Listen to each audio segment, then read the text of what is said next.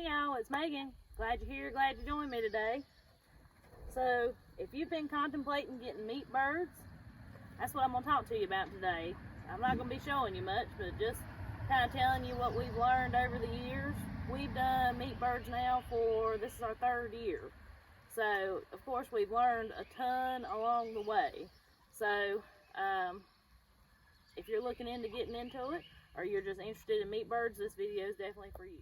So we'll start off from the chick stage. So you get your chicks in the mail, you're so excited, you know, all is well, you get them in your brooder. Make sure that your brooder is anything proof. Raccoons, rats. We had an issue with rats this year. I've never had an issue with that. I had an issue with a rat this year. But make sure that brooder has a floor in it so nothing can dig underneath of it.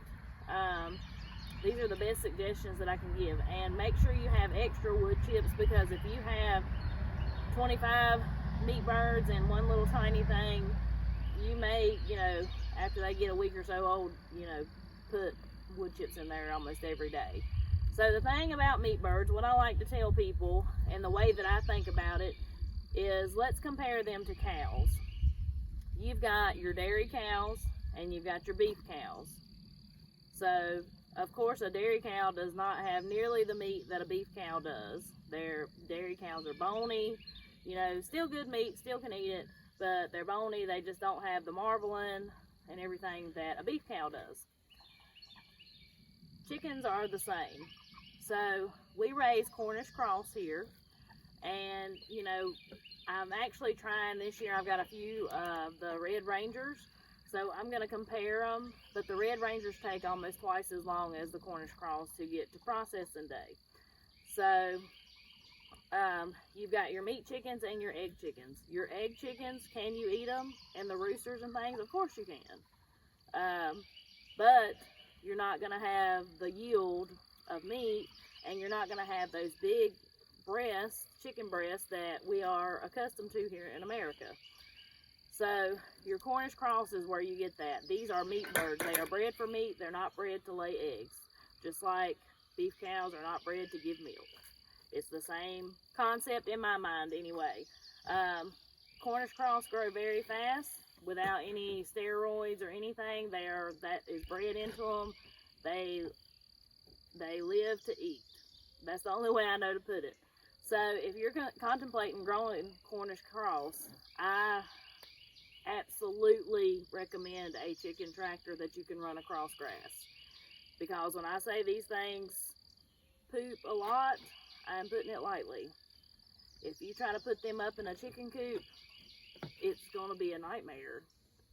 I'm not trying to scare you, but it will be a nightmare, because they will stink to high heaven, and you will be putting wood chips in there twice a day to try to keep the smell down. And when you move them across grass, you know, you don't have to worry about that. So a chicken tractor, in my opinion, is a must with Cornish cross.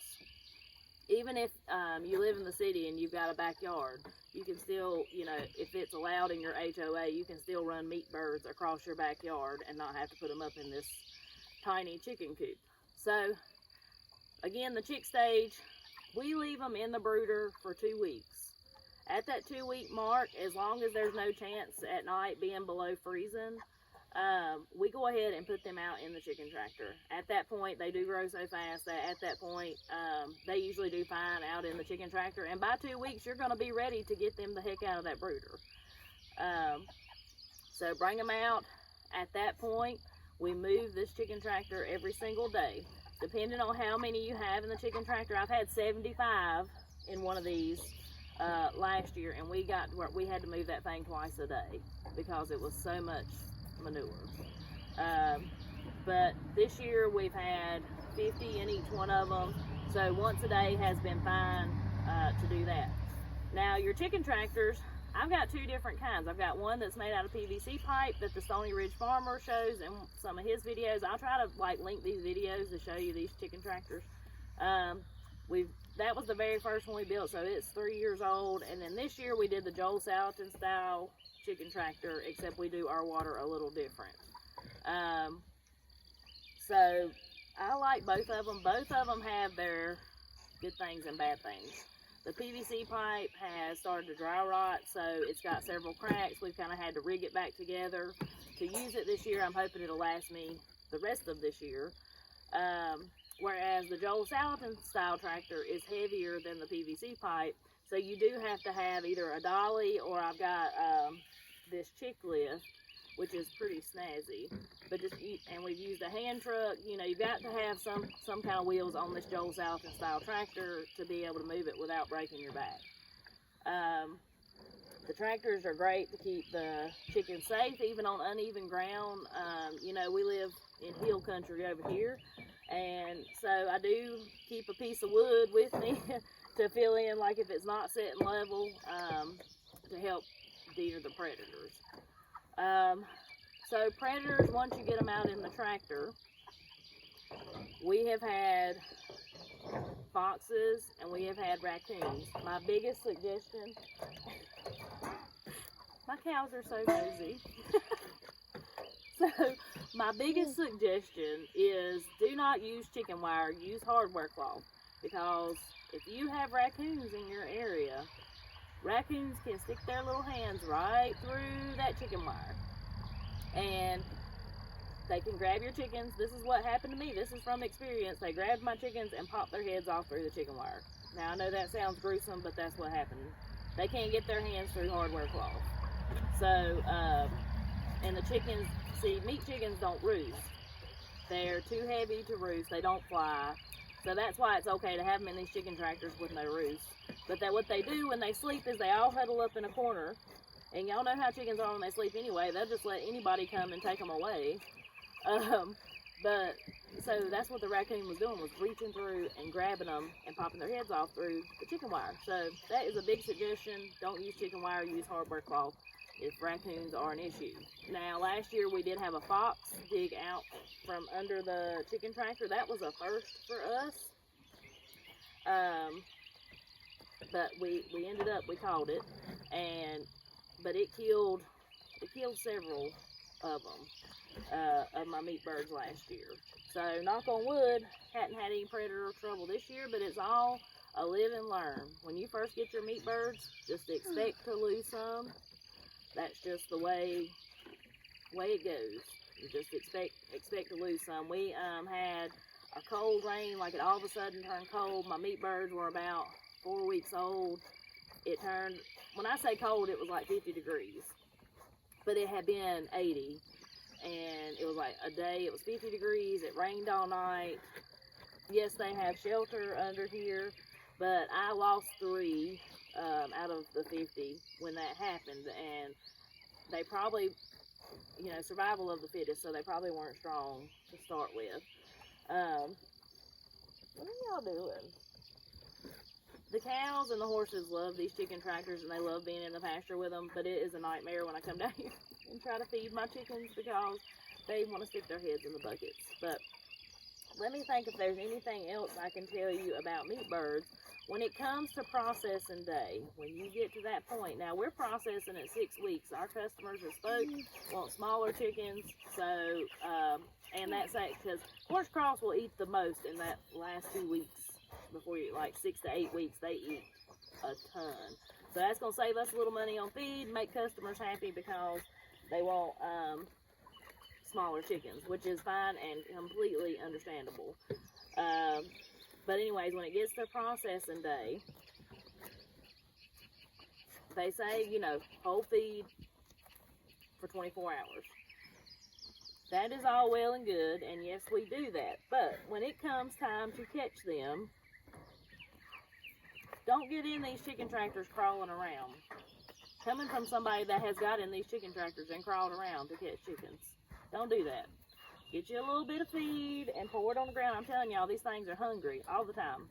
Pour you just a little on the ground, not enough to get their crawl full or crop.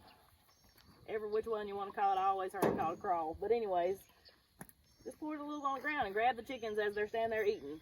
Makes life 100 times easier. 100 times.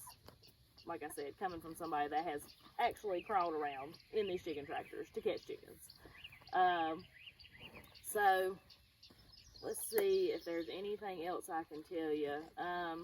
we feed ours twice a day. I don't withhold feed.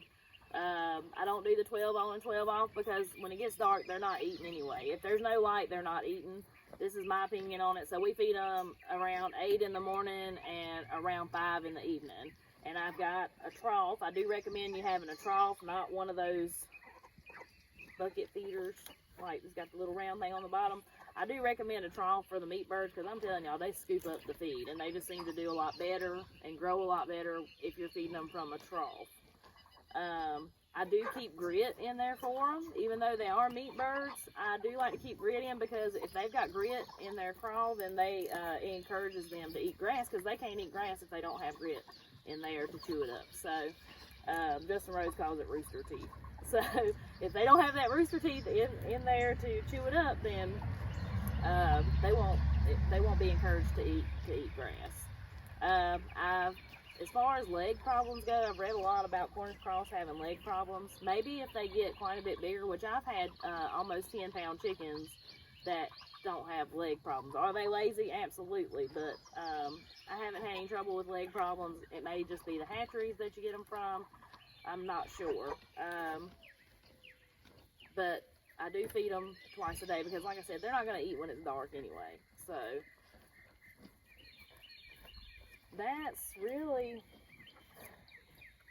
the gist that I can tell you. Is it worth it? I mean, our goal is we sell enough to pay for our feed, and we're happy to pretty much get our chickens for free. That's what we do here. I don't sell a ton. Try to sell it for a reasonable price to cover the feed cost. But that's our goal here on our farm. It's like we kind of get our chickens for free besides our time that we've put into them. So if you like this kind of stuff, if you enjoyed this video and want to hear more about meat birds or any kind of chickens, the egg chickens, just let me know in the comments. I love to hear from y'all. And anyways, that's all I got. I'll talk to y'all next time.